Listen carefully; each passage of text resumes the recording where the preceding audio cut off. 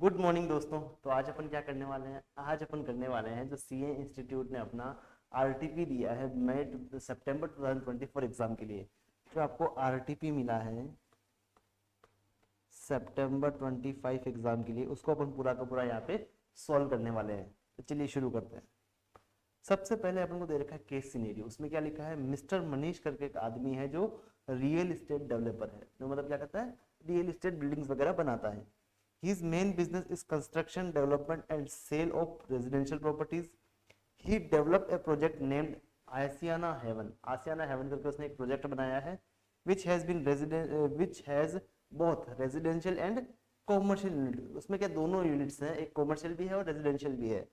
He obtained certificate of completion for the said project on 1st Feb 2023. 1 फरवरी 2023 को उसको completion certificate मिल गया।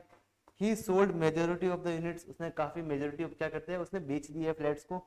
15 residential और 10 commercial units अभी भी उसके क्या स्टॉक इन ट्रेड में पड़े हुए हैं। 15 रेजिडेंशियल और 10 कॉमर्शियल यूनिट्स अभी भी उसके क्या पड़े हुए हैं, स्टॉक इन ट्रेड में पड़े हुए हैं। To earn some income for such he let out 10 residential and 5 commercial units. उसने कुछ इनकम कमाने के लिए क्या किया ना, 10 घर को जो रेजिडेंशियल है उनको और 5 कॉमर्शियल यूनिट्स को क्या है उसने रेंट पे दे दिया है। फ्रॉम 1 मई 2024, 1 मई 2024 से क्या उसको और रेंट पे दे दिया है 15,000 रुपए में और 20,000 में। 15,000 का रेजिडेंशियल प्रॉपर्टी का और 20,000 रुपए का अपना कॉमर्शियल वाला प्रॉपर्टी का respectively. Expected rent of each residential unit is ₹14,000 and 22,000। अब पता है अपना हाउस प्रॉपर्टी का इनकम कंप्यूट करते हैं तो अपन क्या करते हैं ना, एक्सपेक्टेड रेंट और एक्चुअल रेंट विच एवरेज जो हायर आएगा उसको अपन क्या लेते हैं, जीएवी लेते हैं। तो यहाँ पे अपना जीएवी कितना होगा, देखो यहाँ अपना जीएवी कितना होगा। तो इसने क्या किया है ना, पहले रेजिडेंशियल का निकालते हैं, यहाँ पे अपन कॉमर्शियल का निकालते हैं। रेजिडेंशियल की बात करें तो उसने 15,000 रुपये रेंट लिया है और अपना एक्सपेक्टेड रेंट कितना है 14,000। तो अपना एक्सपेक्टेड रेंट है 14,000 मल्टीप्लाई बाय इसके घर कितने हैं, 10 घर इसने किराए पे दिए हैं, मल्टीप्लाई बाय 1 मई से दिए हैं, मतलब 11 महीने। तो इसको टोटल रेंट कितना आया होगा, इसको टोटल रेंट आया होगा, फटाफट से मेरे को कैलकुलेट करके बताइए इसको टोटल रेंट कितना आया। इसको टोटल रेंट कितना आया है,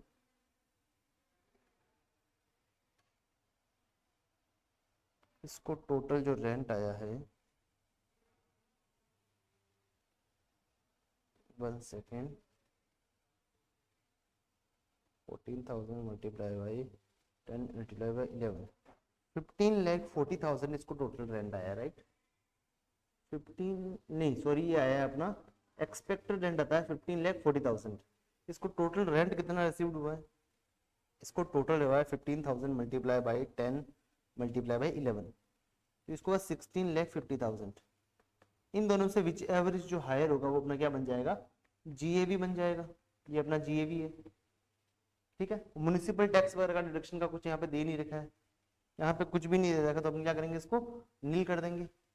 अब मेरी बात समझना, अपन को जीएफ निकालना कॉमर्शियल वाले का, और कॉमर्शियल वाले का एक्सपेक्टेड रेंट कितना है 22,000 मल्टीप्लाई बाई 10 मल्टीप्लाई बाई 11, नहीं सॉरी 22,000 मल्टीप्लाई बाई 5, 5 दिए ना कॉमर्शियल प्रॉपर्टीज रेंट पे, तो 5 से मल्टीप्लाई करेंगे, 10 से क्यों करेंगे अपन, 5 से करेंगे ना, तो 5 से मल्टीप्लाई किया, मल्टीप्लाई बाई 11 महीने के लिए अपने उसको रेंट पे देते 12,10,000, 12,10,000 अपना आएगा एक्सपेक्टेड रेंट। एक्चुअल में कितना मिला, 20,000 multiply by 5 multiply by 11, 11 lakh अपन को एक्चुअल में मिला है। विच एवर इज हायर, जो अपना क्या बन जाएगा, जीएवी बन जाएगा। 12,10,000 अपना क्या बन जाएगा, जीएवी बन जाएगा। चलिए आगे बढ़ते हैं। Mister Manish is also engaged with the firm, एक फर्म के साथ वो इंगेज्ड है, इसका नाम है Joko and associates as a sleeping partner. As a sleeping partner उसमें इंगेज्ड है। उस फर्म में 3 पार्टनर हैं। उसने जो कैपिटल लगाया है फर्म में वो लगाया है 10 लाख रुपए का। उसने फर्म में 10 लाख का कैपिटल लगाया है, उसको इंटरेस्ट मिलता है 15% पर एनम का।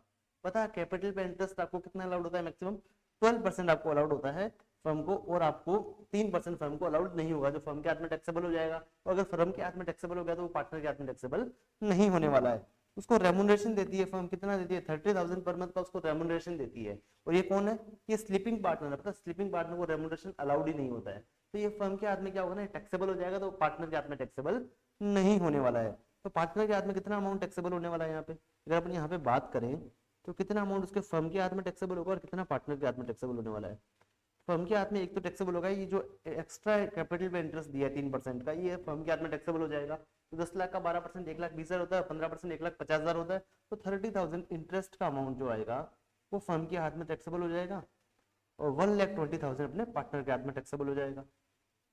सेकंड अपन बात करें तो जो रेमुनरेशन दिया है 30,000 पर मंथ का, उसको अगर मल्टीप्लाई बाय 12 करें तो 2,40,000 कितना आता है, ये 3,60,000 रुपए, ये फर्म के हाथ में टैक्सेबल हो जाएगा क्योंकि ये स्लीपिंग पार्टनर है और ये पार्टनर के हाथ में टैक्सेबल नहीं होगा। चलिए आगे क्या लिखा है, interest and remuneration are authorized by partnership deed, भले किसी ने भी ऑथराइज की हो, इनकम टैक्स में जो लिखा है उससे ज्यादा अपन नहीं दे सकते। और बुक प्रॉफिट कितना फर्म का 9,50,000 रुपए। तो इसके केस में एक बात बताओ, जो अपना मिस्टर कौन है, मनीष है, इसके केस में अपन को रेमुनरेशन निकालने का जरूरत है क्या? आंसर नहीं जरूरत है यार, क्यों? क्योंकि ये स्लीपिंग पार्टनर है, इसका रेमुनरेशन तो वैसे डिसअलाउड है, तो अपन को रेमुनरेशन का कैलकुलेशन करने का यहाँ पे जरूरत ही नहीं है।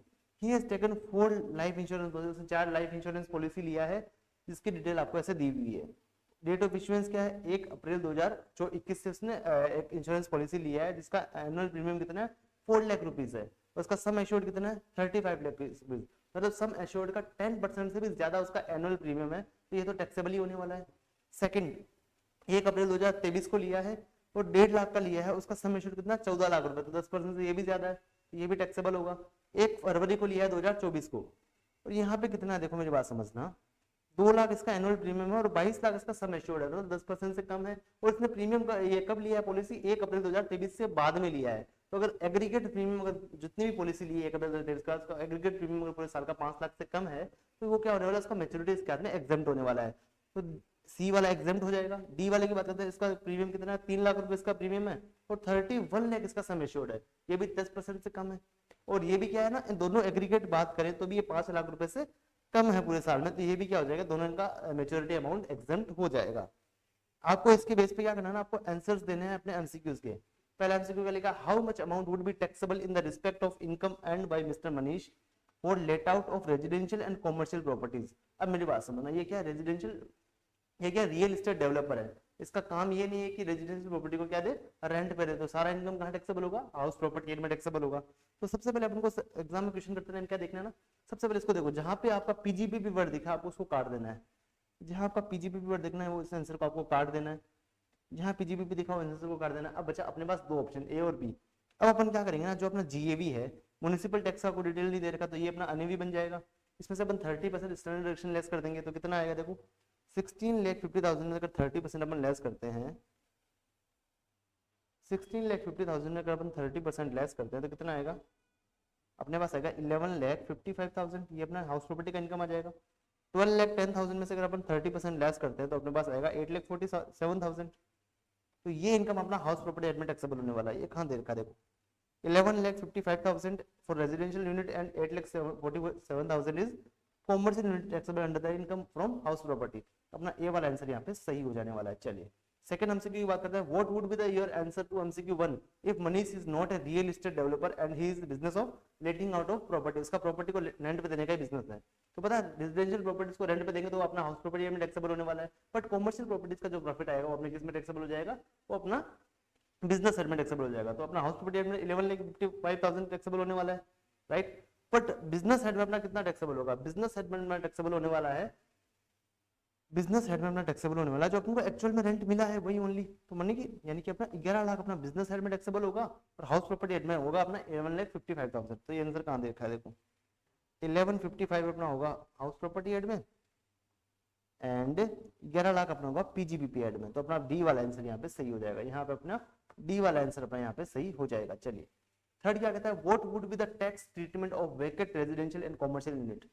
क्या टैक्स ट्रीटमेंट होगा जो खाली पड़ी है, जो मतलब रेजिडेंशियल एंड कॉमर्शियल यूनिट जो खाली पड़ा है उनका क्या ट्रीटमेंट होगा। अब मेरी बात समझना, जब आपके पास property as a stock in trade पड़ा है ना, तो जहां से आपका कंप्लीट सर्टिफिकेट आता है जिस साल में, उस साल के खत्म होने के बाद अगले 2 साल तक वो प्रॉपर्टी क्या मानी जाती है, सेल्फ ऑक्यूपाइड ही मानी जाती है। तो इसका ये कब आया था कंप्लीशन सर्टिफिकेट, इसका आया था 1 फरवरी 2023 को। तो ये कंप्लीट कब हुआ साल, 31 मार्च 2023 को कंप्लीट हुआ, उससे 2 साल मतलब 31 मार्च 2025 तक ये सेल्फ ऑक्यूपाइड ही माने जाएंगे। इस साल में क्या हो गया, ये सेल्फ ऑक्यूपाइड है, तो इनका कोई भी टैक्स ट्रीटमेंट यहाँ पे नहीं होने वाला।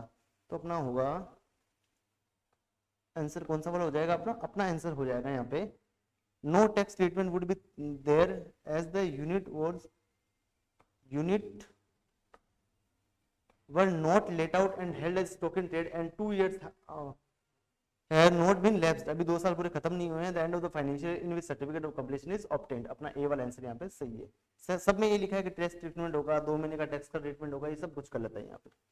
फोर्थ एमसीक्यू क्या बोलता है, which of the life insurance policy would be exempt, कौन सा लाइफ इंश्योरेंस पॉलिसी अपना एग्जेम्प्ट होगा at the time of maturity, कौन सा वाला एग्जेम्प्ट रहने वाला है। अब मेरी बात समझना, कौन किसका मैच्योरिटी एग्जेम्प्ट रहेगा, यहाँ पे अपने अभी देखा था ए और बी का तो टैक्सेबल है, सी और डी का अपना क्या रहेगा, एग्जेम्प्ट रहने वाला है, क्योंकि इनका 10% से भी कम है और 1/4/2023 के बाद इन्होंने पॉलिसी लिया, 5 लाख से भी पॉलिसी का अमाउंट इसका कम है। यहाँ पे तो अपन क्या करेंगे, सी और डी को क्या कर देंगे, एग्जेम्प्ट कर देंगे। चलिए, what would be the income taxable in the hands of Mr. Manish from the firm जोको लिमिटेड, जोको एंड एसोसिएट से जो उसको इनकम मिला ना, कितना उसके हाथ में टैक्सेबल होगा।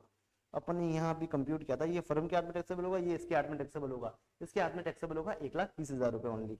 यहाँ पे जहां भी आंसर में 1,20,000 दिखे उसको आप टिक कर दीजिए, ठीक है। तो यहाँ पे अपना एमसीक्यू वाला पोर्शन कंप्लीट हो गया। अब अपन क्या करेंगे, प्रैक्टिकल वाले क्वेश्चन को यहाँ पे सोल्व करने वाले हैं। चलिए, प्रैक्टिकल वाले क्वेश्चन को अपन यहाँ पे सोल्व करने वाले हैं। चलिए, नेक्स्ट क्वेश्चन अपन चेक करते हैं, क्या लिखा है, मिस्टर वरुण। मिस्टर वरुण करके एक आदमी है, इंडियन सिटीजन है, जो किसमें एंगेज्ड है, कंसल्टेंसी का बिजनेस करता है। वो क्या करता है, कंसल्टेंसी का बिजनेस करता है, मतलब कंसल्टेंसी देता है लोगों को। He shifted to Dubai in 2019 to expand his consultancy business. वो 2019 में दुबई शिफ्ट हो गया अपने कंसल्टेंसी बिजनेस को एक्सपेंड करने के लिए। He visit India every year to supervise his office in Delhi. उसका दिल्ली में एक ऑफिस है, उसको सुपरवाइज करने के लिए वो क्या करता है ना, हर साल इंडिया में आता है। He stay in India for the current as well as part year is as follows। वो इंडिया में आता है ना, जो उसका आने का टाइम पीरियड, कितने दिन वो इंडिया में रुका था, कितने दिन नहीं रुका था, वो उसका सबका अपन यहाँ पे इन्फॉर्मेशन दे रखा है। वो 20-21 में 95 डेज के लिए इंडिया आया था, 21-22 में 105 दिन के लिए इंडिया आया था, 22-23 में 95 डेज के लिए इंडिया आया था, 23-24 में वो 75 डेज के लिए इंडिया आया था और 24-25 में वो 100 डेज के लिए इंडिया आया था। अब पता है, कोई बंदा अगर इंडियन सिटीजन और इंडिया विजिट करने के लिए आता है तो अपन रेजिडेंशियल स्टेटस चेक करते हैं, उसका एक ही कंडीशन चेक करते हैं, वो करते हैं अपन 192 डेज वाला, ओनली ये कंडीशन चेक करता है। तो क्या इस साल में वो 182 दिन इंडिया में रहा है, आंसर इज नो, नो। अब सेकंड अपन चेक करते हैं, अगर उसका इंडियन सोर्स से इनकम अगर 15 लाख रुपए से ज्यादा है तो उसके केस में अपन दोनों कंडीशन चेक करते हैं। और दूसरी कंडीशन हमने क्या बनती है, 120 दिन इस साल में और 365 days in last 4 previous year. देखो अपन वो चेक तो कर लेंगे इसका इनकम इंडियन सोर्स से 15 लाख से ज्यादा है या नहीं, बट एक चीज ध्यान रखना, तो भी इसका 120 दिन से ज्यादा नहीं है, इसका 120 दिन से ज्यादा नहीं है, तो ये क्या बन जाएगा अपने लिए, नॉन रेजिडेंट बन जाएगा। ये क्या बन जाएगा, नॉन रेजिडेंट बन जाएगा। और पता है अपन रेजिडेंट ये तो भी बन सकता है अगर उसका इनकम दुबई में टैक्सेबल नहीं है। तो अगर ऐसा यहाँ क्वेश्चन में लिखा होगा ना कि आपका इनकम दुबई में टैक्सेबल नहीं है, तो ये आर अनवर बन जाएगा। अब मेरी बात समझ, चेक करते हैं उसका इंडियन सोर्स से इनकम कितना है। During the previous year 24-25 he earn the following income, उसको ये फॉलोइंग इनकम हुआ है। Income from consultancy business in India, उसने जो कंसल्टेंसी बिजनेस इंडिया में खोला हुआ है, उसका दिल्ली में जो ऑफिस है, उसको इनकम हुआ है वहां से 10 लाख रुपए का। ये आ जाएगा अपना एक, अपन इंडियन सोर्स से इनकम निकालेंगे तो उसका 10 लाख ये ऐड हो जाएगा। सेकंड, उसको जो इनकम हुआ है कंसल्टेंसी बिजनेस से दुबई में जो उसको इनकम हुआ वो है कितना, 4 लाख रुपीज का। तो ये भी पता है अपना इंडियन इनकम हुआ, कैसे सर, क्योंकि अपना ऑफिस कहाँ, दिल्ली में, यहाँ से बिजनेस कंट्रोल हो रहा है, वहां से आपने इनकम अर्न किया दुबई से, तो बिजनेस तो इंडिया से कंट्रोल हो रहा है ना, तो ये भी 4 लाख आपको क्या हो जाएगा, इंडियन सोर्स से इनकम बन जाएगा। नेक्स्ट बात करते हैं, इसको एग्रीकल्चर इनकम हुआ है, जो उसकी लैंड कहाँ पे, केरला में है।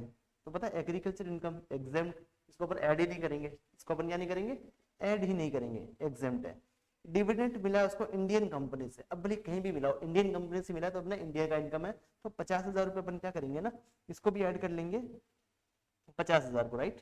इस 50,000 को अपन ऐड करने वाले हैं। आगे देखना क्या लिखा, इंटरेस्ट एक्सपेंडिचर पे किया है आपने, ये जो अपने डिविडेंड का इनकम कमाया ना, इसको कमाने के लिए अपने किसी से लोन लिया था पैसा इन्वेस्ट करने के लिए, उसका इंटरेस्ट का अपन एक्सपेंडिचर पे करें 15,000 का।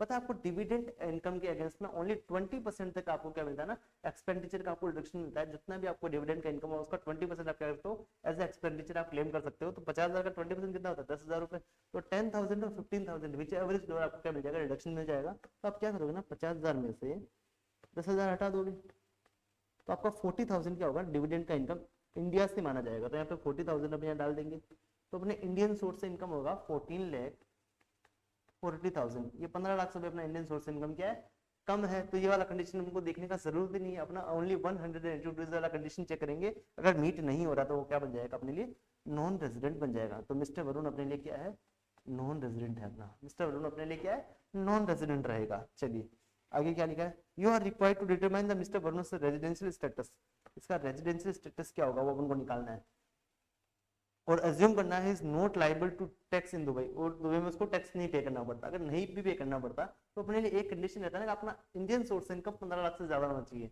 वो इसका नहीं है, तो अपने लिए क्या बन जाएगा, ये नॉन रेजिडेंट बन जाएगा, ये अपने लिए बन जाएगा नॉन रेजिडेंट। सेकंड बात करते हैं, compute the total income of mister Varun. अब मिस्टर वरुण का आपको टोटल इनकम निकालना है। टोटल इनकम कैसे निकालेंगे, अब मेरी बात समझना, अगर नॉन रेजिडेंट होता है तो अपना कौन सा इनकम इंडिया में टैक्सेबल होता है, जो इनकम आपने क्या किया इंडिया में एक्रू अराइज किया है, रिसीव्ड या डीम्ड टू बी रिसीव्ड है, वही अपना इनकम इंडिया में टैक्सेबल होने वाला है। तो एक तो 10 लाख रुपए इनकम इंडिया में टैक्सेबल हो जाएगा। अब जो दुबई से उसने कमाया है ना, तो ये इंडिया में टैक्सेबल नहीं होगा, पता है, ये होता है आर अनवार के केस में, अगर आपका बिजनेस कनेक्शन इंडिया से और वहां से अगर आप इनकम कमा रहे हो तो आपका आर अनवार में टैक्सेबल होता है, आपका नॉन रेजिडेंट के केस में वो टैक्सेबल नहीं होगा। तो ओनली अपनी केस में कौन सा टैक्सेबल होगा, 10 लाख रुपए टैक्सेबल हो जाएगा, और ये डिविडेंड का इनकम टैक्सेबल हो जाएगा। तो अपना इनकम यहाँ पे रहने वाला है 10,40,000, 10,40,000 अपना क्या रहने वाला है, इनकम यहाँ पे रहने वाला है। आई होप आपको यहाँ तक क्लियर है, आई होप आपको यहाँ तक क्लियर है। एक बार इसका आंसर देख लें अपन, एक बार इसका अपन आंसर देख लेते हैं ना। देखो आंसर में क्या लिखा है, सबसे पहले तो अपना इंडियन सोर्स का इनकम अपने 14,40,000 निकाला था, और फिर अपने बोला था कि अपने लिए क्या है, ये अपना है नॉन रेजिडेंट, ये अपना क्या नॉन रेजिडेंट है, ठीक है। सेकंड थिंग अपन ने इसका इनकम निकाला था कि कितना उसने कमाया इंडिया से, वो अपना 10,40,000 अपने इनकम यहाँ पे कंप्यूट किया था। तो यहाँ पे अपना क्वेश्चन नंबर 6 यहाँ पे कंप्लीट हो जाता है, बहुत ही इजी क्वेश्चन था, एक बार इसको वापस देख लेंगे तो आपका सारा काम बन जाएगा। चलिए नेक्स्ट बात करते हैं क्वेश्चन नंबर 7 का। Mister Aryan a resident individual is working in Nishchay limited, वो निश्चय लिमिटेड में काम करता है एंड अर्न करता है, क्या अर्न करता है, salary of rupees 90,000 per month, 90,000 per month को सैलरी अर्न करता है during the previous year 24-25। He hold 20,000 equity share of alpha limited, उसके पास 20,000 शेयर है अल्फा लिमिटेड के, an Indian listed company purchase on 1 Jan 2026, 1 Jan 2016 में उसने purchase किए हैं एट रुपीज 200 पर शेयर, 200 रुपए पर शेयर में उसने क्या किया, शेयर्स को परचेज किया है। These were acquired through a recognized stock exchange, और उसने STT भी पे कर दिया है। In August 2024, mister Aryan transferred a plot in Chandigarh, उसने क्या किया, चंडीगढ़ का एक प्लॉट ट्रांसफर कर दिया, उसके बाद चंडीगढ़ में प्लॉट था, उसने क्या किया, उसको बेच दिया है फॉर रुपीज 70 लाख, 70 लाख में उसने प्लॉट बेच दिया है, which was acquired by him in May 2026, उसने जब कब खरीदा था, उसको मई 16 में उसने खरीदा था। अब मेरी बात समझना, उसने बेचा कब है, अगस्त 2024 में, यानी 23 जुलाई 2024 के बाद बेचा है, इसको मतलब इंडेक्सेशन का इसको बेनिफिट नहीं मिलेगा, ठीक है। इसने 22 लाख में पहले परचेज किया था। He paid brokerage of 1% on transfer amount का 1% उसने क्या किया, ब्रोकरेज पे किया। तो यहाँ पर अपन अगर कैपिटल गेन का कंप्यूटेशन करें, यहाँ अगर अपन कैपिटल गेन का कंप्यूटेशन करें तो 70 लाख अपना सेल कंसिडरेशन है, इसमें से 1% अपन ट्रांसफर एक्सपेंस लेस कर देंगे, 70 लाख का 1% कितना होता है, 70,000 रुपए। तो अपने पास नेट सेल कंसिडरेशन कितना आएगा, अपने पास आएगा 69,30,000। इसमें से अपन लेस कर देंगे कॉस्ट ऑफ एक्विजिशन 22 लाख रुपए, यहाँ पे इंडेक्स का आपको बेनिफिट नहीं मिलेगा क्योंकि अपने 23 जुलाई के बाद इसको सेल किया है, तो हम 22 लाख यहाँ लेस कर देंगे। तो अपने पास कैपिटल गेन बचेगा लॉन्ग टर्म वाला, अपने पास लॉन्ग टर्म कैपिटल गेन आएगा, वो आएगा 47,30,000। ये अपने पास यहाँ लॉन्ग टर्म कैपिटल गेन यहाँ पे आ जाने वाला है। आगे देखिए, इन नवंबर 2024 alpha limited decided two by back 50% of its share. अब नवंबर 2024 यानी कि अक्टूबर के बाद उसने बाईबैक किया है कंपनी ने, पता है अक्टूबर के बाद अगर बाईबैक करते हैं तो शेयर होल्डर के हाथ में टैक्सेबल होता है। उसने 50% अपने शेयर्स को बाईबैक करने का ट्राई किया, बाईबैक करने का बोला है, ट्राई नहीं किया, बोला है उसने बाईबैक करेगी वो कंपनी, और 250 रुपए पर शेयर में वो बाईबैक करने वाली है। Bought back proportionate share of mister Aryan in May 2025। चलिए आगे क्या लिखा है, मतलब नवंबर 24 में उन्होंने डिसाइड किया और मई 25 में उन्होंने बोट बैक कर लिए 250 रुपए में। Mister Arya acquired residential house property in Kanpur of rupees 40 lakh rupees. उसने क्या किया, कानपुर में 40 लाख में क्या खरीद लिया, घर खरीद लिया है, घर खरीद लिया उसने। Fair market value of the equity share of alpha limited is 31 January 2018 was 190 rupees. अब मेरी बात समझना, अब पता है अगर अपन शेयर्स को परचेज करते हैं 31 जनवरी 2018 से पहले, तो अपन को पता है इंडेक्सेशन का बेनिफिट नहीं मिलता है। शेयर्स के केस में 1/2 के केस में इंडेक्सेशन का बेनिफिट नहीं मिलता है, बट अपन को एक चीज देखनी होती है कि 31 जनवरी 2018 को क्या उसका प्राइस चल रहा था, क्या उसका प्राइस चल रहा था, और सेकंड अपने उसको कितने में एक्वायर किया, विच एवर जो हायर होगा ना वो अपना क्या बन जाएगा, कॉस्ट ऑफ एक्विजिशन बन जाएगा। तो यहाँ पे देखो ना अपने 31 मार्च को क्या वैल्यू चल रहा है, 190 रुपए चल रहा है। तो अपने इसको कितने में परचेज किया था 2016 में, अपने इसको 200 में परचेज किया था। तो विच एवरेज जो हायर आएगा यानी कि 200 रुपये अपना क्या बन जाएगा, कॉस्ट ऑफ एक्विजिशन अपना बन जाएगा। अपना 200 रुपये क्या बन जाएगा, अपना कॉस्ट ऑफ एक्विजिशन यहाँ पे बन जाने वाला है। चलिए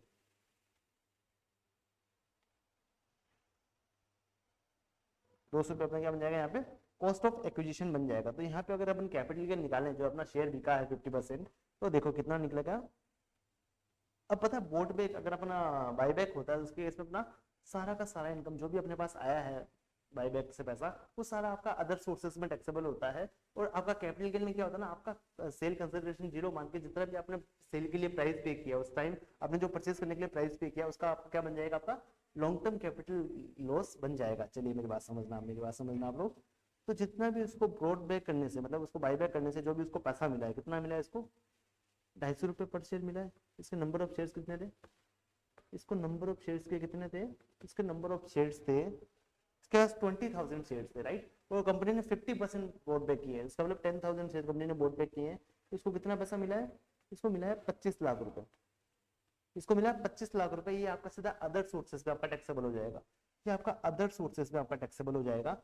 और जो इसको लॉस हुआ है 200 रुपए पर इसका कॉस्ट ऑफ एक्विजिशन था ना, लॉन्ग टर्म कैपिटल लॉस बन जाएगा इसका 200 रुपए पर शेयर मल्टीप्लाई बाय 10,000, तो इसका 20 लाख का क्या बन जाएगा, लॉन्ग टर्म कैपिटल लॉस बन जाएगा। इसको वो किससे सेट ऑफ कर सकता है, लॉन्ग टर्म कैपिटल गेन से इसको वो सेट ऑफ कर सकता है। चलिए आगे देखिए, अब इसने क्या किया ना, इसने रेजिडेंशियल प्रॉपर्टी खरीदा 40 लाख रुपए का। इसने 40 लाख का रेजिडेंशियल प्रॉपर्टी खरीदा, कब खरीदा इसने, 1 मई 2025 को इसने रेजिडेंशियल प्रॉपर्टी खरीदा, ठीक है। 1 मई 2025 को इसने रेजिडेंशियल प्रॉपर्टी खरीदा है 40 लाख रुपए में। अब मेरी बात समझना, हाँ सर रिटर्न फाइलिंग की ड्यू डेट तक उसने खरीद लिया क्या, इंश्योरेंस खरीद लिया, तो उसको कौन सा एग्जम्पशन मिल जाएगा, इसको एग्जम्पशन मिल जाएगा। यहाँ पे उसने क्या बेच के क्या खरीदा है, इसने रेजिडेंशियल प्रॉपर्टी बेच के रेजिडेंशियल प्रॉपर्टी ही खरीदा है, राइट। नहीं, इसने प्लॉट बेच के रेजिडेंशियल प्रॉपर्टी खरीदा है, जिसको 54F का इसको एग्जम्पशन मिल जाएगा। अगर आपने कोई भी प्रॉपर्टी बेचा है, उसका अगर लॉन्ग टर्म गेन हुआ है आपको, और आप house residential house property purchase करते हो, तो आपको 54F का आपको एग्जम्पशन मिल जाता है। यहाँ पे पता है आपको, यहाँ पे आपको 54F का एग्जम्पशन मिल जाता है। अब कितना मिलेगा, आपने 40 लाख का घर खरीदा, ठीक है, तो आपको 54F में एग्जम्पशन मिलता है। मेरी बात समझना, जो आपका कैपिटल गेन हुआ है आपको कितना, 47,30,000, इसको मल्टीप्लाई कर देंगे अपन जितने में अपने प्रॉपर्टी परचेज की है नई वाली 40 लाख में, तो उसको अपन डिवाइड कर देंगे जितना अपना नेट सेल कंसिडरेशन कितना था। नेट सेल कंसिडरेशन अपना था 69,30,000, राइट, 69,30,000। तो इससे जो फिगर आएगा उसका उतने का अपन को 54F में एग्जम्पशन मिल जाएगा। कितना आएगा फटाफट से मेरे को कंप्यूट करके बताइए, फटाफट से आप मेरे को कंप्यूट करके बताइए कितना आएगा फिगर। तेरी प्यारी प्यारी दो अखियां, मुझे सारी रातें, कितना आया, ये आपका आएगा 27,30,159 कह सकते हैं उसको। तो अपने पास कैपिटल गेन कितना आएगा जो टैक्सेबल होने वाला है, अपने पास कैपिटल गेन आएगा, वो आएगा अपने पास 19,99,841, राइट। इतना अपना कैपिटल गेन क्या आएगा, टैक्सेबल हो जाएगा। इतना अपना कैपिटल गेन क्या हो जाएगा, टैक्सेबल हो जाएगा। चलिए अब अपन को क्या करना है, you are required to compute the total income of mister Aryan. आपको मिस्टर आर्यन का टोटल इनकम निकालना है। अगर वो क्या करता है ना, टैक्स पे करता है अंडर डिफॉल्ट टैक्स रिजीम, और बीएससी से अगर वो टैक्स पे करता है तो आपको उसका क्या निकालना है, आपको इनकम निकालना है। अब मेरी बात समझना, अपन क्या करते हैं, फटाफट से सर्विसेज इनकम का कंप्यूटेशन करना शुरू करते हैं। इस क्वेश्चन का अपन कंप्यूटेशन सर्विस से शुरू करना शुरू करते हैं। इन सबको अगर मैं यहाँ ले जाऊँ, इन सबको अगर मैं यहाँ से थोड़ा दूर ले जाऊँ तो कोई दिक्कत तो नहीं है। इन सबको अगर मैं यहाँ से थोड़ा सा यहाँ से दूर ले जाऊँ तो कोई दिक्कत तो नहीं है ना, ये तो हट जाए मेरे भाई।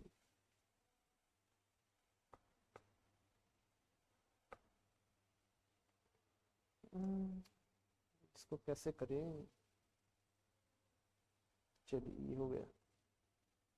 चलिए अपने यहाँ करने वाला है कंप्यूटेशन,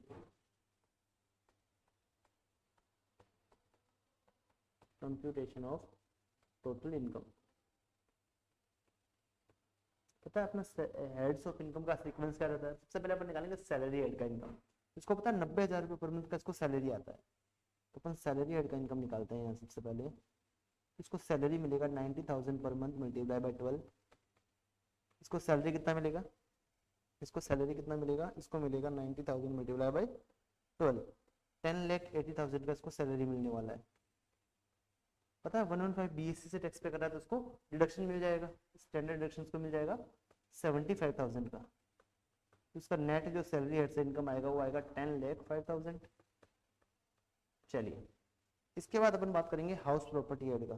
तो हाउस प्रॉपर्टी हेड से इसको कोई भी इनकम नहीं है। उसके बाद अपन बात करेंगे बिजनेस हेड का। तो बिजनेस हेड से भी इसको कोई भी इनकम नहीं आ रहा है। इसके बाद अपन बात करेंगे कैपिटल गेन हेड का।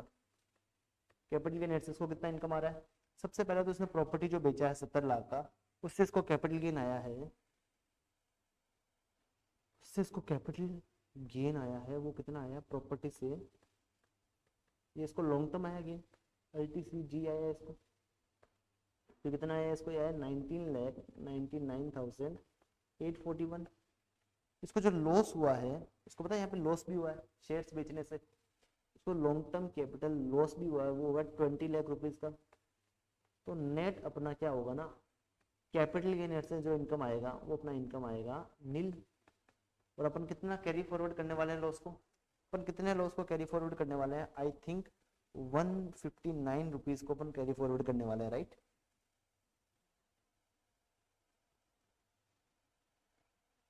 अपना कैरी फॉरवर्ड हो जाएगा long term capital gain, carry forward LTCL, long term capital loss, sorry 159 rupees का। तो यहाँ पे कैपिटल गेन हेड से अपना इनकम आएगा नील।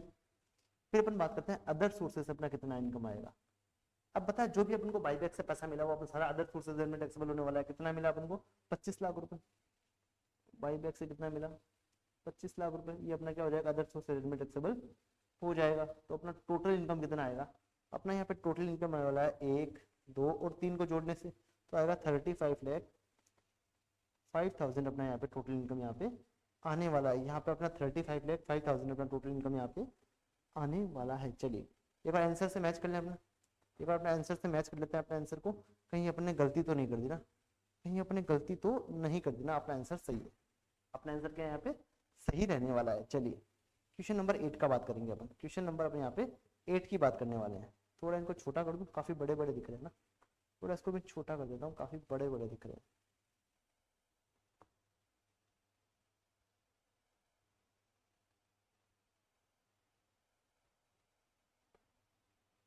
चलिए अब बात करते हैं क्वेश्चन नंबर 8 का। क्या लिखा है देखो, मेरी बात समझना। क्वेश्चन नंबर अपन 8 की यहाँ पे बात करते हैं। चलिए क्वेश्चन नंबर 8 क्या बोलता है अपन देखते हैं। मिस्टर सूरज करके आदमी है जिसका एज कितना है, 40 ईयर्स उसका एज है, ठीक है। Submit the following information for the financial year ending 31 मार्च 2025। उसने कितना इतना इन्फॉर्मेशन अपना क्या दिया, उसको आपको सबमिट किया है अपना इनकम निकालने के लिए, ठीक है। He employed in ABC limited and earn salary of rupees 10,50,000। उसको 10,50,000 रुपए का इसको इनकम मिला है सैलरी एड से, और जो कंप्यूटेड है मतलब सारे डिडक्शन वगैरह इसमें लेस करे हुए हैं आपके। He is engage in the speculation and non speculation business. वो क्या करता है, स्पेकुलेशन बिजनेस भी करता है, नॉन स्पेकुलेशन बिजनेस भी करता है। He earned profit from speculation business of rupees 60,000 and suffer loss from non-speculative business of rupees 40,000। अब मेरी बात समझना, आपको मैंने तो पढ़ाया था, तो बताया क्या बताया था, स्पेकुलेशन बिजनेस का लॉस अपन स्पेकुलेशन बिजनेस से ही सेट ऑफ कर सकते हैं। बट ये नहीं लिखा हुआ है कि आप नॉन स्पेकुलेशन बिजनेस का लॉस और स्पेकुलेशन बिजनेस से सेट ऑफ कर सकते हो या नहीं कर सकते हो। पर अगर अपन नॉन स्पेकुलेटिव बिजनेस का अपन को लॉस होता है तो अपन स्पेकुलेटिव बिजनेस के प्रॉफिट से उसको अपन सेट ऑफ कर सकते हैं। तो मेरी बात समझना, अगर अपन यहाँ बात करें तो अपना सैलरी हेड से इनकम कितना है अभी तक, अगर टोटल इनकम निकालते हैं तो पता है हमको हेड ऑफ इनकम को अपन को एकदम लाइन में रखना पड़ता है। सैलरी से अपना इनकम आया 10,50,000। फिर अपन बात करेंगे हाउस प्रॉपर्टी हेड का, कुछ इनकम है तो अपन यहाँ डाल देंगे। फिर अपन बात करेंगे बिजनेस हेड का। बिजनेस हेड का अपन बात करते हैं तो अपन को गेन हुआ है स्पेकुलेटिव बिजनेस से, कितना हुआ 60,000 का। उससे अपन लॉस को सेट ऑफ कर देंगे, अपना नॉन स्पेकुलेटिव बिजनेस के लॉस को अपन सेट ऑफ कर देंगे ऑफ रुपीज 40,000। तो अपना नेट गेन बचेगा बिजनेस साइड का, वो बचेगा 20,000। अभी तक अपने पास 20,000 का गेन है, अगर कुछ आगे एडजस्टमेंट होगा अपन यहाँ पे कर देंगे। He reported short term capital gain, उसको शॉर्ट टर्म कैपिटल गेन हुआ of rupees 80,000। He also received lottery winning of rupees 20,000। उसको लॉटरी से इनकम हुआ 20,000 रुपए का। अब मेरी बात सुनना, उसको जो शॉर्ट टर्म कैपिटल गेन हुआ है यहाँ पे हम बना देते हैं कैपिटल गेन हेड, और यहाँ अपन रहता है अदर सोर्सेज। तो विनिंग वाला इनकम है वो अपना अदर सोर्सेज में टैक्सेबल हो जाएगा, और ये इनकम अपना ग्रोस है, मतलब अपना टीडीएस लेस करने के बाद नहीं है, और उनको टीडीएस लेस करने से पहले वाले इनकम को टैक्सेबल करना होता है। तो अपन क्या करेंगे यहाँ पे 20,000 को टैक्सेबल कर देंगे।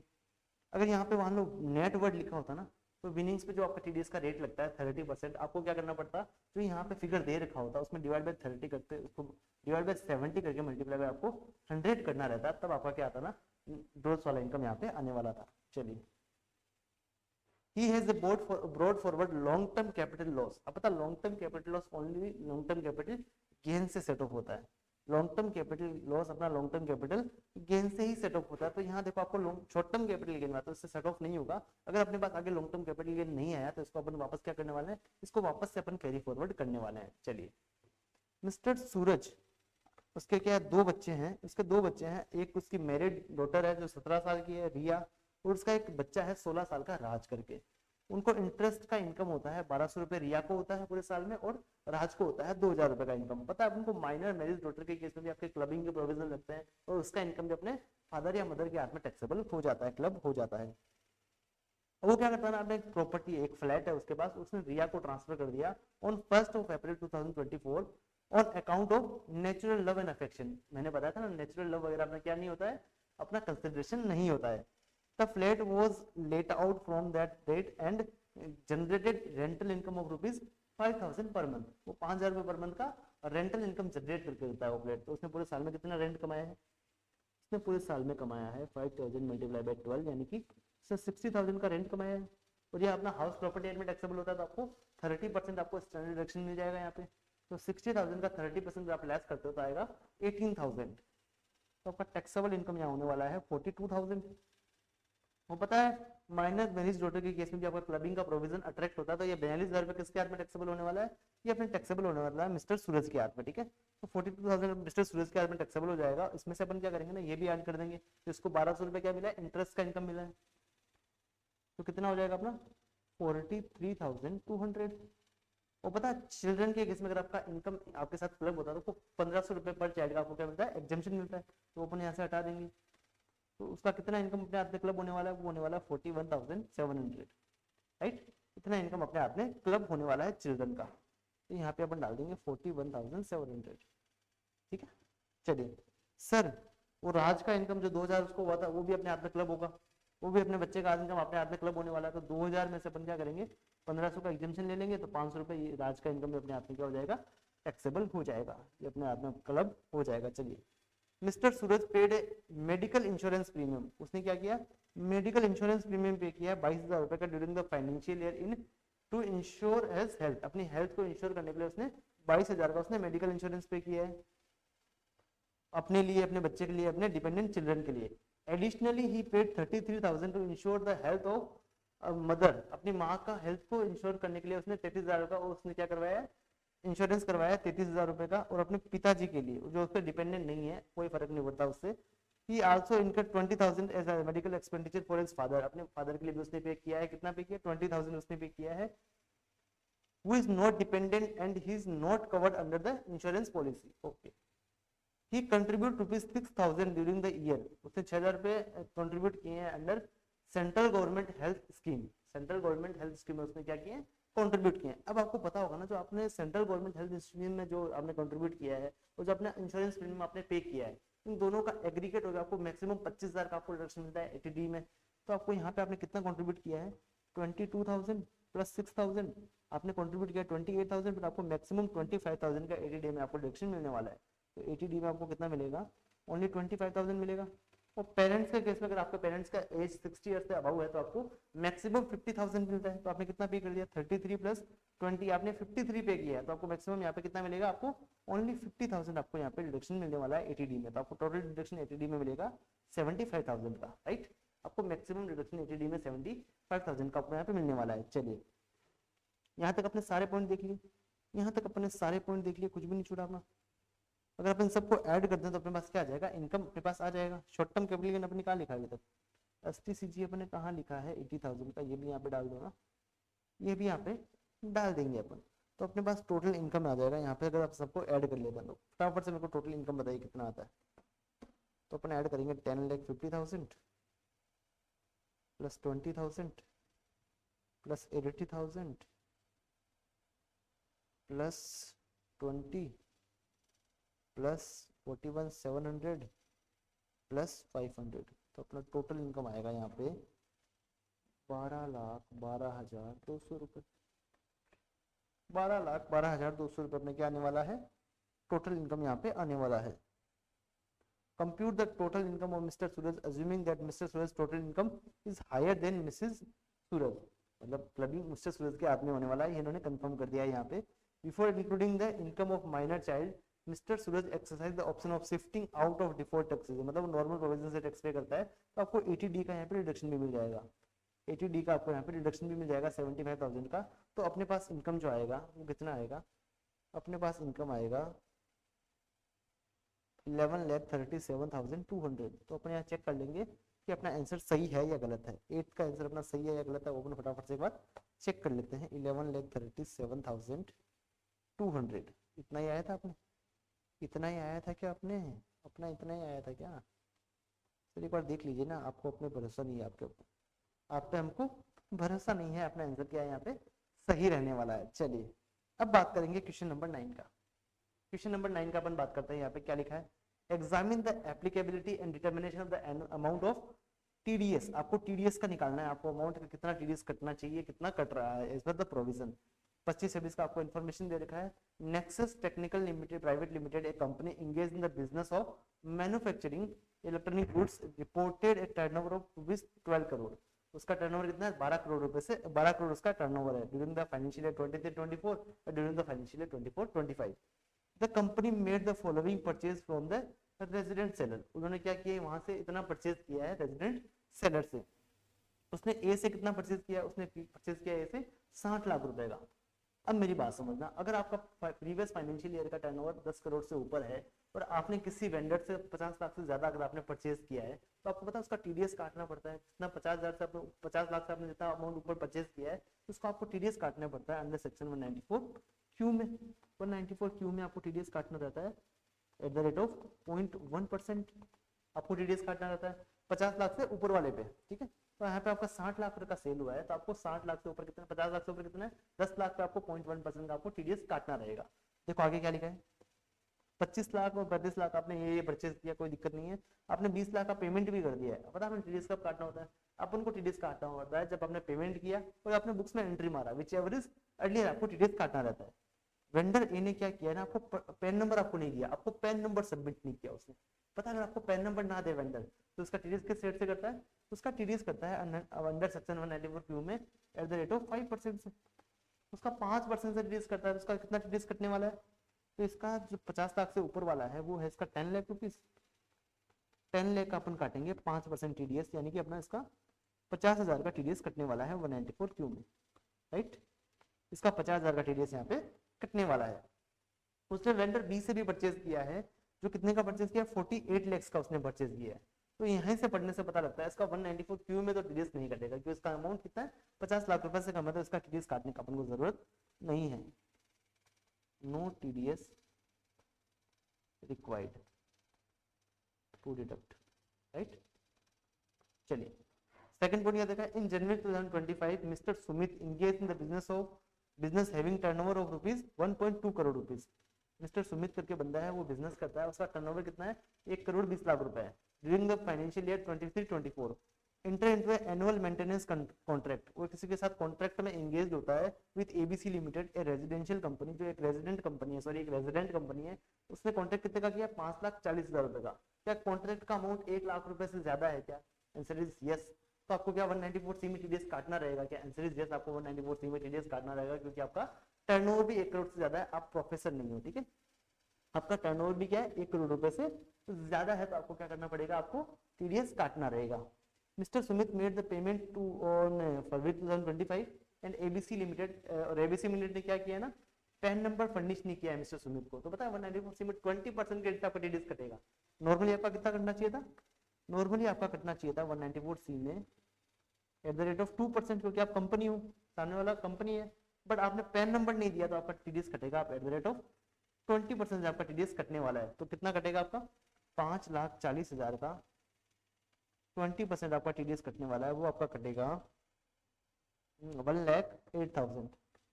1,08,000 आपका क्या कटने वाला है, टीडीएस यहाँ पे कटने वाला है। अंडर सेक्शन 194C में आपका इतना टीडीएस कट जाएगा। ठीक है, चलिए चलिए चलिए चलिए, यहाँ पे अपना क्वेश्चन नंबर 9 भी कंप्लीट हो जाता है। यहाँ पे अपना क्वेश्चन नंबर 9 भी कंप्लीट हो जाता है। अब हम बात करेंगे सबसे बड़ा क्वेश्चन, क्वेश्चन नंबर 10 का। क्वेश्चन नंबर 10 का यहाँ पे अपन बात करने वाला है, जो सबसे बड़ा क्वेश्चन है, राइट। चलिए क्वेश्चन नंबर 10 का अपन यहाँ पे बात करते हैं। मिस्टर शोभित करके एक आदमी है जो रेजिडेंट इंडिविजुअल है, जिसका एज कितना है, 54 ईयर्स है, जो मैन्युफैक्चरिंग बिजनेस में एंगेज्ड है, किसी कार वगैरह के स्पेयर पार्ट्स वगैरह बनाता है। He follows the mercantile system of accounting and regularly files the return of income. The profit and loss account for the year ending 31st March 2025 shows a net profit of rupees 57,25,000 after debiting credit in the following. इन सबको debit credit करने के बाद इसका net profit कितना है, 57,25,000 यहाँ पे आया है। अब देखो एग्जाम में आपको प्रेजेंटेशन तो आपको अलग तरीके से देना पड़ेगा, मैं आपको सिर्फ आंसर बता रहा हूँ आपको कैसे निकालना है। ठीक है, तो अपन सबसे पहले क्या करना है, एग्जाम में नेट प्रॉफिट लेते हैं। यहाँ पे अपन सबसे पहले यहाँ पे नेट प्रॉफिट लेते हैं 57,25,000 का। अब मेरी बात समझना, आप एक एक पॉइंट को अपन पढ़ेंगे, उसको ऐड करना है लेस करना है वो अपन यहाँ पे डिसाइड करने वाले हैं। During the year the mister Shobhit purchased plant and machinery for the 55 lakhs for which the took loan of from A schedule bank. उसने एक शेड्यूल बैंक से उसका लोन लिया है। कब लोन लिया उसने, 1/5/2024 को उसने लोन लिया है। उसका इंटरेस्ट कितना है, 11% उसका पर एनम का इंटरेस्ट रहने वाला है। उसने एसेट का परचेज किया था, asset was acquired on 1 July 2024 and put to use on 1 September 2024। अब पता है up to the date of put to use का जो भी इंटरेस्ट आपका आता है वो एसेट की कॉस्ट में ऐड होता है, आपका पीएनएल में नहीं जाता है। The entire interest amount is debited to PNL account. उसने सारे इंटरेस्ट को क्या है उस पीएनएल में डाल दिया है। अपन को up to the date of put to use का इंटरेस्ट क्या करना है, अपन को उसको अपन को डालना है कॉस्ट ऑफ एसेट में, उसको ऐड करना है। तो कितना आएगा अपना आएगा 55 लाख का इंटरेस्ट। कितना आएगा 55 लाख मल्टीप्लाई बाय 11%। अपने पूरे साल का इंटरेस्ट कितना आएगा यहाँ पे, अपने पूरे साल का यहाँ पे इंटरेस्ट आने वाला है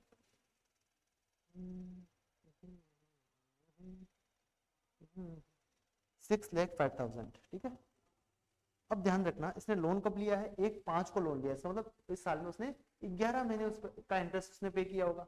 तो ये पूरे 12 महीने का, तो अपन क्या करेंगे 11/12 निकाल देंगे। तो अपना 11/12 कितना आएगा, अपना इंटरेस्ट यहाँ पे आने वाला है,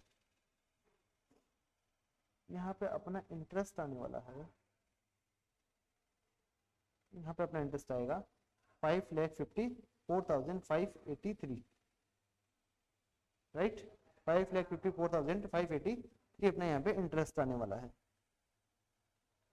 और अपन क्या करेंगे ना, इस इंटरेस्ट में से 3 महीने का इंटरेस्ट अपन क्या करेंगे ना, एसेट की कॉस्ट में ऐड करेंगे, उसको पीएनएल में नहीं डालेंगे। तो क्या करेंगे, मल्टीप्लाई बाय 3 डिवाइड बाय 11 कर देंगे अपन, मल्टीप्लाई बाय 3 डिवाइड बाय 11 कर देंगे। तो सब 5, 6, 7, 8 4 महीने का, सॉरी 4 महीने का इंटरेस्ट अपन क्या करेंगे ना, उसको कैपिटलाइज करने वाले हैं। इसमें से 4 महीने का इंटरेस्ट अपन क्या करने वाले हैं, कैपिटलाइज करने वाले हैं। तो अपना जो इंटरेस्ट आएगा, जिसको अपन को पीएनएल में लेके नहीं जाना है, उसको अपन क्या करना है, एसेट के अपन को कॉस्ट में ऐड करना है, वो वाला अपना आएगा 2,01,667। ठीक है, इसको अपन एसेट की कॉस्ट में ऐड करेंगे, इसको अपन पीएनएल में लेके नहीं जाएंगे। तो इसको क्या करेंगे, अपन ने क्या किया, इसको पूरा पीएनएल में डाल दिया है। तो अपन क्या करेंगे, इसको पीएनएल में से वापस क्या कर लेंगे, हटा देंगे। तो अपन इसको प्रॉफिट में से लेस किया होगा ना, तो अपन वापस क्या करेंगे, प्रॉफिट में वापस इसको ऐड कर देंगे। ये वाला इंटरेस्ट का अपन को यहाँ पे रिडक्शन नहीं मिलने वाला, ये अपना एसेट की कॉस्ट में ऐड होने वाला है।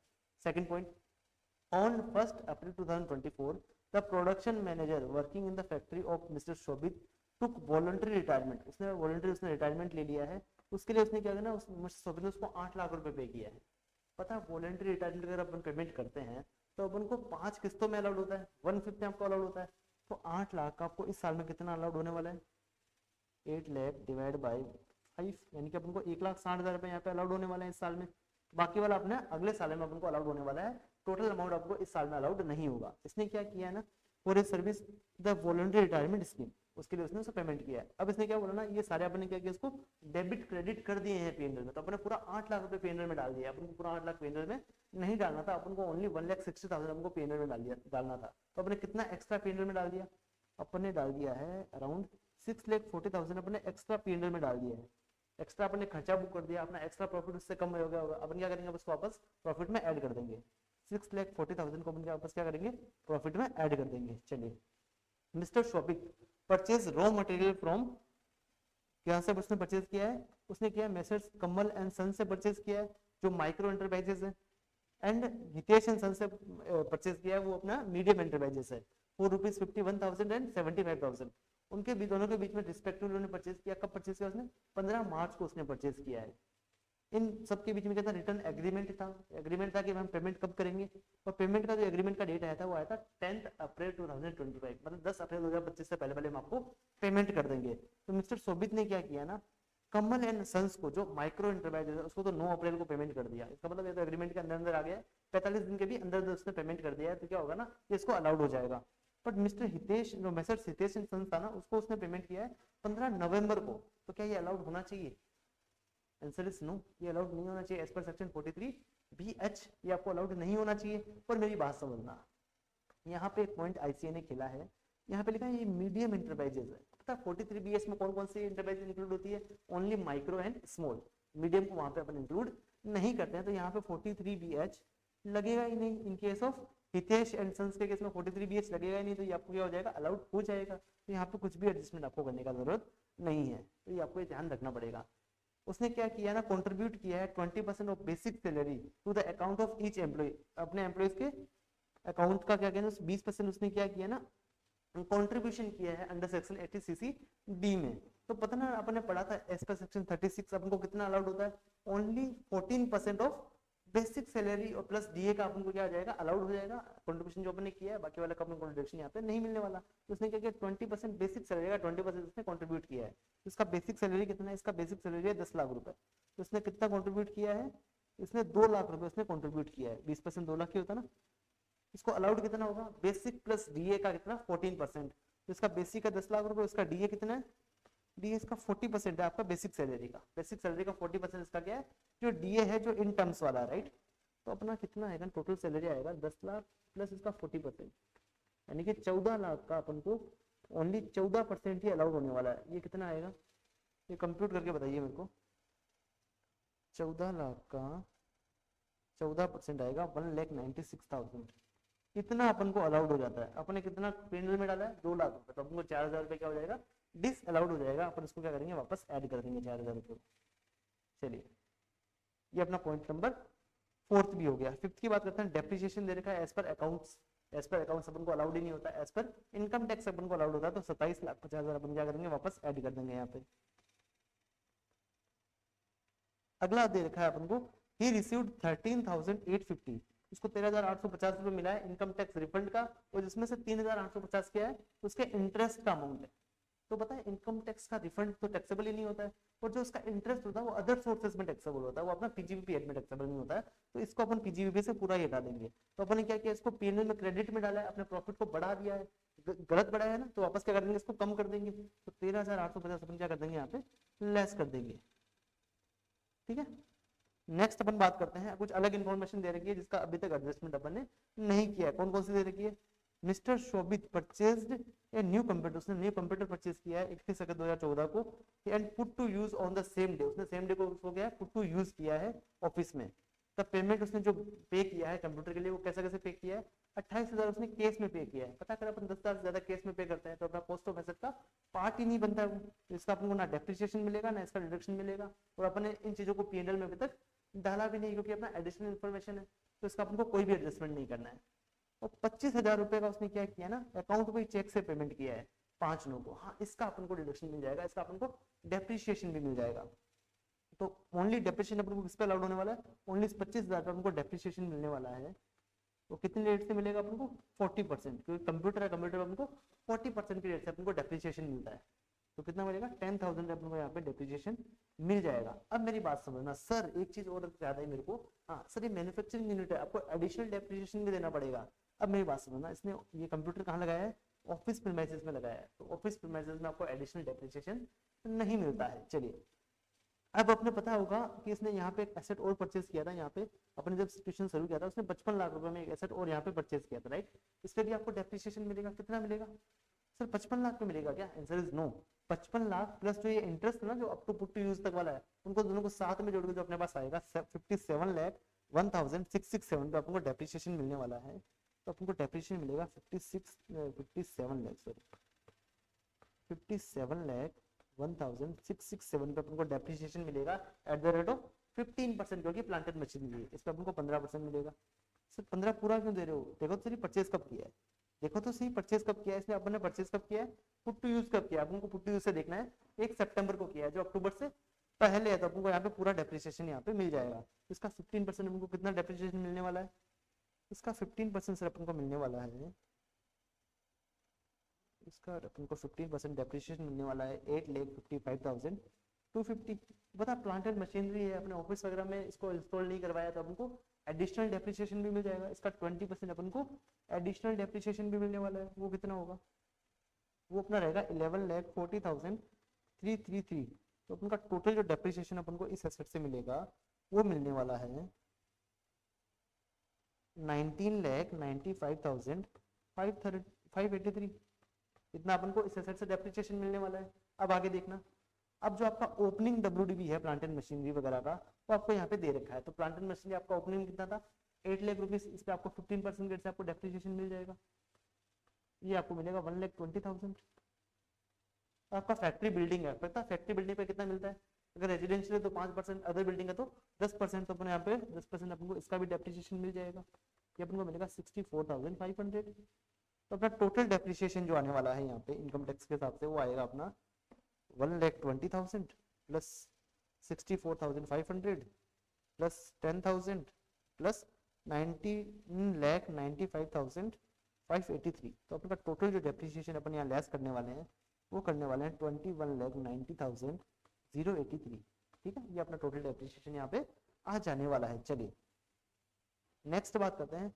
ही paid 50,000 as life insurance premium, उसने LIC का पे किया 50,000 रुपए on his life of his father, अपने पिताजी के लाइफ के लिए उसने LIC पे किया 50,000 रुपए का। Who is dependent on him, the sum assured is 8 lakh rupees. अब मेरी बात समझना, अगर अपन 80C का डिडक्शन की बात करें, 80C की अगर अपन डिडक्शन की बात करें तो वहां पे अपना फादर कवर ही नहीं होता है, अपने वहां पे सिर्फ 3 लोग कवर होते हैं, एक तो खुद, अपनी पत्नी और अपना बच्चा, वहां पे फादर कवर नहीं होते, तो आपको यहाँ पे 80C का डिडक्शन आपको नहीं मिलने वाला है। चलिए He also paid 45,000, उसने 45,000 रुपए और पे किए हैं LIC के, जो किसके लिए पे किए हैं, on the life of his married daughter, अपनी बच्ची के लिए पे किए हैं, who is not dependent on him। अब मेरी बात समझना, ETC में अगर आपको डिडक्शन लेना है तो पता कौन कौन कवर है, आप कवर हो, आपकी वाइफ कवर है, आपके बच्चे कवर है, तो ये आपकी बच्ची है ना, ये भी कवर है, इसका भी आपको डिडक्शन मिल जाएगा ETC में, पर कितना मिलेगा, up to the 10% of sum assured. Sum assured इसका कितना है 5 लाख रुपए, तो 5 लाख का 10% कितना होता है 50,000 रुपए, तो आपने क्या किया 45,000 पे किया, तो आपको पूरा 45,000 का ETC में डिडक्शन मिल जाएगा। ETC में आपको 45,000 का यहाँ पे डिडक्शन मिल जाएगा अगर अपन नॉर्मल प्रोविजन से टैक्स पे करते हैं तो। आगे देखिए क्या लिखा है, on 1 October 2024 he withdraw rupees 1.5 crore rupees, उसने 1.5 करोड़ रुपए उसने विड्रॉ किया है in the case and from 2 current account, उसने 2 करंट अकाउंट से पे किया है फ्रॉम सेम बैंक PNB से, उसने क्या किया, उसने विड्रॉ किया है। तो पता अगर अपन 1 करोड़ से ज्यादा विड्रॉ करते हैं तो अपना जो ऊपर वाला अमाउंट है उसका अपना 2% से TDS कटता है अंडर सेक्शन 194N। तो यहाँ पे उसका 194N में TDS कटा होगा, कितना कटा होगा सर, 1 करोड़ से ऊपर कितना है 50 लाख का 2% कितना होता है 1 लाख रुपए, इसका शायद इसका TDS यहाँ पे कटा है। ठीक है, चलिए mister Shobhit has sold a house property, उसने एक हाउस प्रॉपर्टी बेचा है 30 मार्च 2022 को। मेरे हिसाब से यहाँ पे क्वेश्चन में एक थोड़ा सा मिसप्रिंट है, यहाँ पे आपका डेट होना चाहिए 20 अप्रैल 20 मार्च होना चाहिए, क्योंकि आगे जो क्वेश्चन दे रखा है उसके हिसाब से आपका 20 मार्च यहाँ पे डेट होना चाहिए। And deposit the long term capital gain, उसको लॉन्ग टर्म कैपिटल गेन, उसने क्या डिपॉजिट करवा दिया 25 लाख को कैपिटल गेन अकाउंट स्कीम में, उसने सिर्फ डिपॉजिट करवा दिया रिटर्न फाइलिंग की ड्यू डेट से पहले। पता है इसमें अकाउंट में जो अपने पैसा डाला है उसको अपन को कब तक यूज करना है, या तो एसेट अपने सोल्ड करिए कैपिटल एसेट उसके 1 साल पहले तक, या फिर आगे आने वाले 2 साल में, यानी कि 2 साल में अगर आप परचेज करना तो 2 साल, अगर कंस्ट्रक्ट करवाते तो आपके लिए 3 साल हो जाएंगे। तो यहाँ से आपको जो टाइम मिलेगा ना, तो आपको टाइम मिलने वाला है कंस्ट्रक्शन के लिए 28 मार्च 2025 तक आप इसको यूज कर सकते हो। अगर आपने परचेज किया अपनी प्रॉपर्टी को तो आपको 28 मार्च 2024 तक ही आपको उस पैसे को यूज कर लेना चाहिए था। चलिए ऑन 1 जुलाई 2024, 1 जुलाई 2024 को उसने क्या किया ना, एक उसने प्रॉपर्टी बेचा है, हाउस प्रॉपर्टी जिसमें वो रहते थे पहले, उसको 1 करोड़ में उन्होंने बेच दिया। ठीक है, उसमें उन्होंने लॉन्ग टर्म कैपिटल गेन कमाया है विदाउट इंडेक्सेशन बेनिफिट। 50 लाख रुपए का। अब पता अपने बेचा कब है, 1 जुलाई को बेचा, 23 जुलाई से अपने पहले बेचा है ना, तो उनको इंडेक्सेशन अलाउड होना चाहिए। ये विदाउट इंडेक्सेशन क्यों निकाला यहाँ पे, तो गलत है, ये गलत है यहाँ पे। और on 5 January 2025 he withdraw the wall money, जो भी उसका कैपिटल गेन अकाउंट में उसका पैसा पड़ा था उसने सारा विड्रॉ किया, और एक नया घर बनाने में, एक घर कंस्ट्रक्ट कराने में उसने 60 लाख रुपए इन्वेस्ट कर दिया। 60 लाख रुपए उसने क्या किया, इन्वेस्ट कर दिया। और जो घर बनके कंप्लीट कब हुआ आपका, 23 मार्च को कंप्लीट हुआ, 23 मार्च को आपका कंप्लीट हुआ। पता है ये 60 लाख रुपए जो इसमें आपने निकाला है, उसमें से 25 लाख रुपए तो वो वाला होगा ना जो आपने पहले 20 मार्च 2022 को जमा करवाए होंगे, वो वाले थे, जिसको आपको 20 मार्च 2025 तक आपको घर बना के तैयार करना था। आपका घर कब बन के रेडी हुआ है, 23 मार्च को रेडी हुआ है, तो इसका 25 लाख का तो आपको रिडक्शन नहीं मिलेगा, इसका तो आपको रिडक्शन नहीं मिलेगा। अरे मेरे भाई चालू हो जा, अरे चालू हो जा मेरे भाई, क्या हुआ, ये पेंसिल बंद हो गई, पेंसिल बंद हो गई है मेरे भाई, पेंसिल बंद हो गई है। 1 मिनट में इस पेंसिल को थोड़ा सा चार्ज कर लेता हूँ, उसके बाद अपन क्या करेंगे ना, आगे की बात करते हैं। चलिए, तो इस 25 लाख का अपन को रिडक्शन यहाँ पे नहीं मिलेगा यार, फिर क्या दिक्कत है इसके। चलिए पेंसिल चार्ज हो रही है, अपन बात कर लेते हैं। 25 लाख का अपन को यहाँ पे रिडक्शन नहीं मिलने वाला है, और जो रिमेनिंग 35 लाख है उसका आपको रिडक्शन मिल जाएगा, क्योंकि वो तो आपने अभी अभी जमा करवाया ना यहाँ पे 1 जुलाई 2024 को, तो उसके लिए तो 3 साल का अपने टाइम बाकी है, तो अपन को 35 लाख का यहाँ पे रिडक्शन अपन को मिल जाने वाला है। चलिए 35 लाख का अपन को यहाँ पे रिडक्शन मिल जाएगा, और 25 लाख का अपन को यहाँ पे रिडक्शन नहीं मिलने वाला है, 35 लाख का अपन को रिडक्शन यहाँ पे मिल जाएगा। चलिए, तो अपना कैपिटल गेन अपन कैसे निकालने वाला है, अभी आगे क्या बोल रहा है, the indexed cost of acquisition of the house property, जो आपने बेचा ना 1 करोड़ रुपए में, उसका इंडेक्स कॉस्ट ऑफ एक्विजिशन है 60 लाख रुपए, तो अपन ने 23 जुलाई से पहले बेचा था, आपको इंडेक्सेशन का बेनिफिट मिलना चाहिए, तो अपना कैपिटल गेन आएगा, सेल कंसिडरेशन अपना था 1 करोड़ रुपए, और अपन इंडेक्स कॉस्ट ऑफ एक्विजिशन अपन लेस करने वाले हैं यहाँ पे 60 लाख रुपए, तो अपने यहाँ पे कैपिटल गेन आएगा, वो आएगा 40 लाख रुपीज, और 40 लाख में से अपन को 54 का डिडक्शन मिल जाएगा। बता, आपने घर बेच के अपने घर परचेज किया था, अपन को सेक्शन 54 का अपन को डिडक्शन मिल जाएगा। कितना मिलेगा सर, अपने 60 लाख रुपए यहाँ लगाया उस घर में, इस कैपिटल के लिए हमने 60 लाख रुपए लगाए, तो 60 में तो 25 वाले पुराने वाले थे जिसका अपन को डिडक्शन नहीं मिलेगा, तो हमको 35 लाख का यहाँ पे क्या मिल जाएगा, डिडक्शन मिल जाएगा। तो अपने यहाँ पे कैपिटल गेन आने वाला है 5 लाख रुपए, यहाँ अपना कैपिटल गेन कितना आने वाला है, 5 लाख रुपए यहाँ पे अपन कैपिटल गेन यहाँ पे आने वाला है।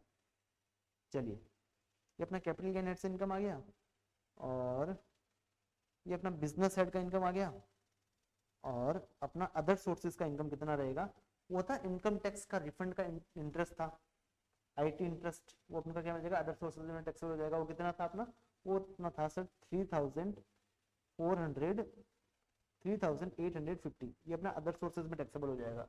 तो अपना टोटल इनकम कितना आने वाला है, अपना टोटल इनकम कितना आने वाला है, अपना टोटल इनकम आएगा, सर आप थोड़ा सा इसको साफ कर दीजिए ना, हमको समझ में नहीं आ रहा, 1 मिनट रुको। ये आपका आएगा, तो मैं थोड़ा क्लियर कर दूं यहाँ से, थोड़ा मैं इसको यहाँ से क्लियर कर देता हूँ, राइट।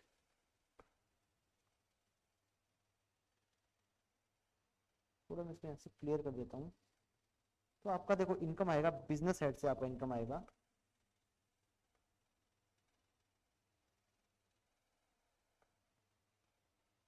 आपका बिजनेस हेड से जो इनकम आने वाला है वो आ जाएगा आपका यहाँ से टोटल होके, कितना आएगा फटाफट से निकाल के बताइए मेरे को।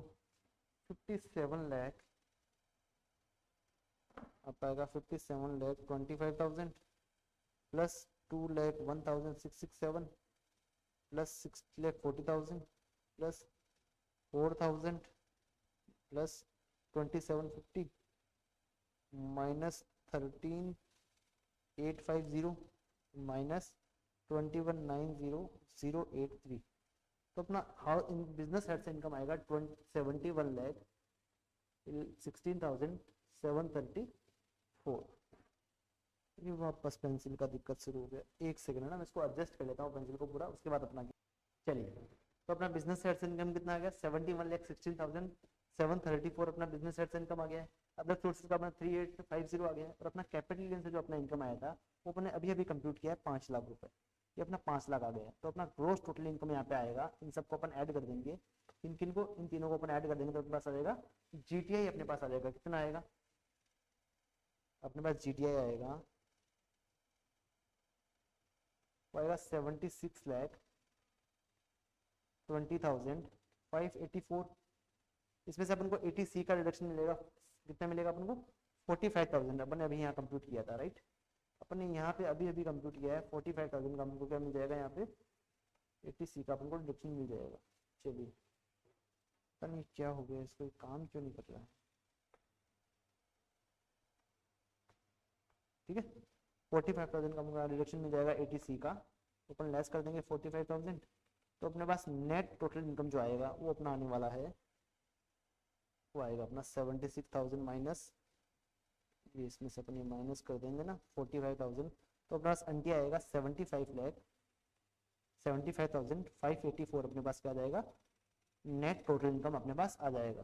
चलिए आपको क्वेश्चन में क्या पूछा है, you are required to compute total income of mister Sobik. अपने टोटल इनकम निकाल दिया 75 लाख आएगा अपने पास, and also the tax payable, उसको कितना टैक्स पे करना है आफ्टर टीडीएस, को कितना टैक्स पे करना पड़ेगा वो अपने यहाँ पर निकालना है। तो अपन टैक्स कैसे निकालेंगे, मेरी बात समझना, अपन यहाँ पे टैक्स कैसे निकालने वाले हैं, जो अपना टोटल इनकम है ना इसमें दो भाग बटे हुए हैं, एक तो आपका कैपिटल गेन वाला है जो आपका 5 लाख का है, एक आपका अदर इनकम है जो आपका 70,75,584 है, राइट। आपका इनका अलग अलग इनकम निकलने वाला है। ये कौन सा रिजिम फॉलो कर रहा है, ये फॉलो कर रहा है opting out of default tax regime, मतलब ये नॉर्मल प्रोविजन से अपना टैक्स पे कर रहा है, राइट। तभी अपन 80C का डिडक्शन लिया है यहाँ पे, तभी अपने क्या लिया 80C का यहाँ पे डिडक्शन आपने लिया है। चलिए अब अपन क्या करेंगे, 5 लाख का अपन टैक्स निकालने वाले हैं। सर ये 5 लाख का अपन को जो कैपिटल गेन हुआ ना वो हाउस बेचने से हुआ, यानी कि 112A वाला नहीं है, तो 112A वाला नहीं है तो अपना 23 जुलाई से पहले कितना रेट था इसका, 20% का इसका टैक्स का रेट था, राइट। इसका 20% का अपना टैक्स का रेट था, तो इस पर 20% कैपिटल गेन लगने वाला है, इस पर 20% का कैपिटल गेन लगने वाला है, बाकी वाले पे से नॉर्मल अपना क्या लगने वाला है, स्लैब रेट लगने वाला है। तो इसको अपन आंसर से फटाफट से कवर कर लेगा, इसको अपन आंसर से कवर कर लेते हैं, राइट। चलिए मेरी बात समझना, देखो क्या लिखा है, जो 5 लाख आपको कैपिटल गेन हुआ ना उस पर आप 20% आप टैक्स निकाल दोगे, long term capital gain 1 lakh रुपए, और जो बाकी आपका इनकम बचेगा ना उसको आप क्या करोगे ना, स्लैब रेट लगा दोगे, 2.5 लाख तक कोई टैक्स नहीं है, 2.5 से लेकर 5 लाख तक 5% है, 5 से लेकर 10 लाख तक 20% है, 10 लाख से ऊपर वाले इनकम पे आपका 30% का आपका टैक्स का रेट रहने वाला है, उससे आप क्या निकाल दोगे, यहाँ पे टैक्स निकाल दोगे। और आपको पता है आपका इनकम कितना है, 75 लाख यानी 50 लाख से ज्यादा है, तो आप पे सरचार्ज भी लगेगा एट द रेट ऑफ 10%, तो आप टोटल जो टैक्स निकालोगे उसके ऊपर आप 10% के रेट से आप सरचार्ज लगा दोगे, तो आपके पास क्या आ जाएगा, टोटल टैक्स अमाउंट आ जाएगा। तो बता आपका 194N में कितना टीडीएस कटा था, इसमें आप पहले 4% health and education cess add करोगे, आप इसमें पहले 4% health and education cess add करोगे तो आपका आ जाएगा टोटल टैक्स लायबिलिटी आ जाएगा, उसमें आप 194N में आपका 1 लाख का टीडीएस कटा था, आपने डिस्कस किया था, राइट। तो उसको अपन क्या कर देंगे, लेस कर देंगे, तो अपना टैक्स पेबल कितना आएगा 22,28,239, या इसको बोल सकते हैं 22,28,240 का अपना टैक्स पेबल यहाँ पे आने वाला है। एक बार इस क्वेश्चन को क्या करेंगे ना, अपना हाथ से सोल्व करेंगे, अगर हाथ से सोल्व करने का आपके पास टाइम नहीं है तो एक टैक्स का कैलकुलेशन एक बार अपने हाथ से कर लेंगे तो आपका सारा काम यहाँ पे बन जाने वाला है। यहाँ पे आके अपना क्या होता है ना, आरटीपी कंप्लीट हो जाता है, यहाँ के अपना आरटीपी कंप्लीट हो जाता है। अगर आपके पास टाइम हो तो इस लेक्चर को आप 1 से 2 बार देखना, जिसकी वजह से क्या होगा ना, आपका सारा आरटीपी का सॉल्यूशन एक साथ ही हो जाएगा और कम टाइम में आप ज्यादा पढ़ाई कर पाएंगे। Thank you.